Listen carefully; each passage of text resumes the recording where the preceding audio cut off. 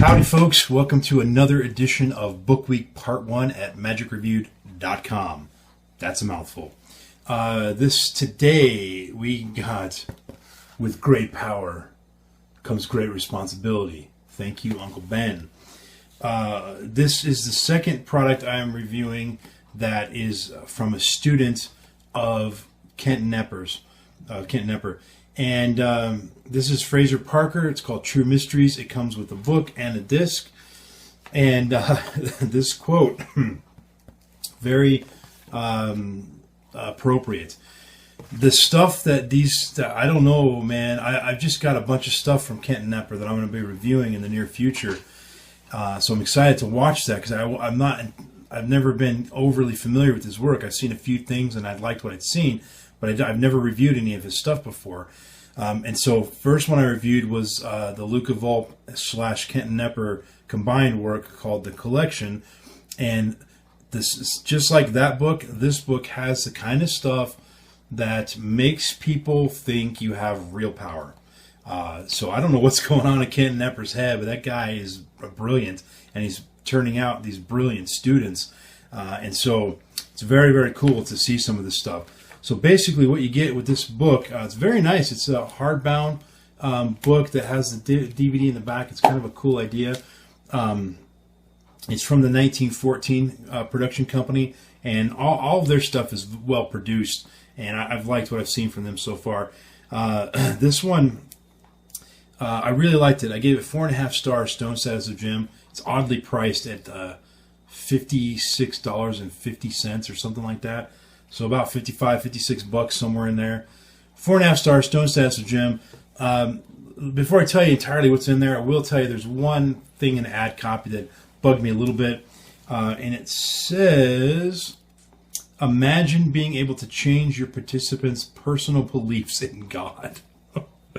Okay. That claim it's all the other ones. Let me tell you what the other ones say. Imagine being able to remove your participants' ability to speak. Imagine being able to take away your participants' strength. Imagine being able to make your participants stuck to whatever they're holding. Imagine being able to plant playing cards in your participant's mind.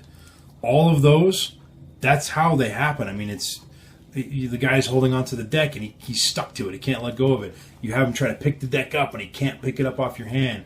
You tell him he can't speak and he can't speak.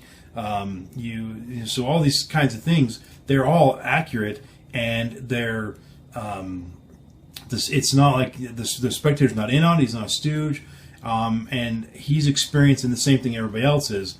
He's the only one that can't speak or whatever the thing is, but it's not like he's experiencing something different from what the audience is seeing, for the most part. But he really believes he couldn't speak. He really believes he couldn't pick up the deck of cards or whatever. And so it's the kind of thing where it's not a trick that you just do, like here, you can't pick up the deck and that's the trick. You add that, like when you're about to do a card trick, you maybe throw that in right before you do the card trick. So it's stuff to add to your existing repertoire to make it just much stronger.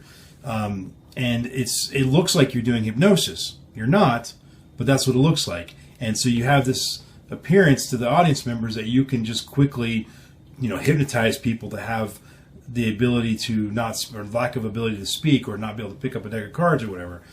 This thing about changing your participants' personal beliefs in God, that's the only one where I would say the audience is clearly experiencing an entirely different thing than what the spectator is experiencing.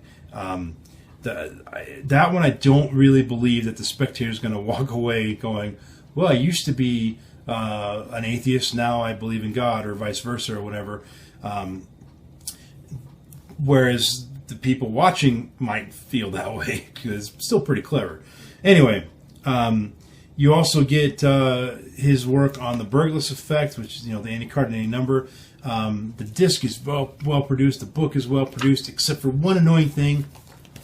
No page numbers on any of the pages. No table of contents, man. That's annoying. There's another book I'm reviewing this week that has the same problem. I don't know what the deal is. But I was trying, like if you've ever read a book, especially this kind of a book, and you might think, oh, what was that idea about the deck where you can't pick it up or whatever? Let me go back, and what do? You turn to the table of contents, right? And you try to find a title that matches the thing you're searching for, and then you turn to that page.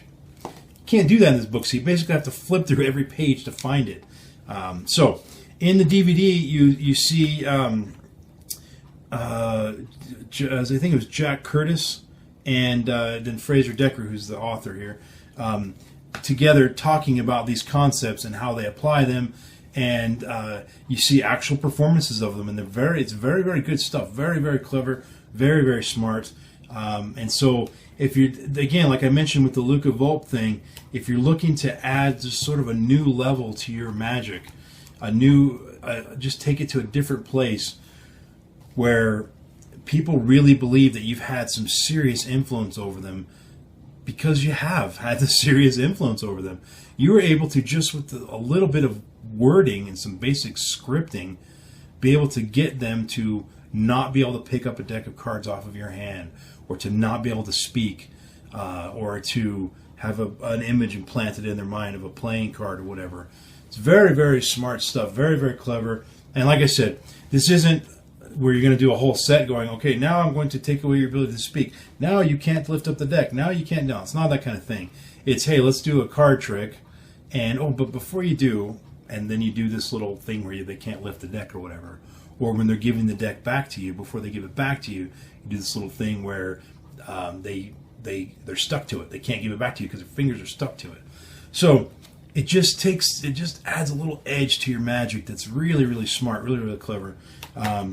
I think I said 4.5 stars on this, didn't I? Let me double check my notes, because we're going to open up the random iTunes song in a minute anyway. 4.5 stars, stone status of gem. That is my verdict on True Mysteries. Highly, highly recommended if you want to take your magic to a new, possibly weird, but totally awesome level. That's it for that one. Random iTunes song of the moment is White Horse by Taylor Swift. Yes, let me write this down. White Horse. Don't have a lot of stories about Taylor Swift, other than I love her music. I've got, I think, every one of her albums. I get them from my daughter, and we buy them off of iTunes and we share them or whatever. And then I'll tell you this, and I've mentioned this before, she's number 2 on my playlist. Number 1 is Metallica. Number 2 is Taylor Swift. Number 3 is Iron Maiden. And by number 1, 2, and 3, I mean how many songs I have from each artist. I've got more Metallica than anything. But if I didn't have Metallica, I'd have more Taylor Swift than anything. So, there you have it. White Horse, by Taylor Swift. Thanks for watching. I'll see you guys on the next review. Peace.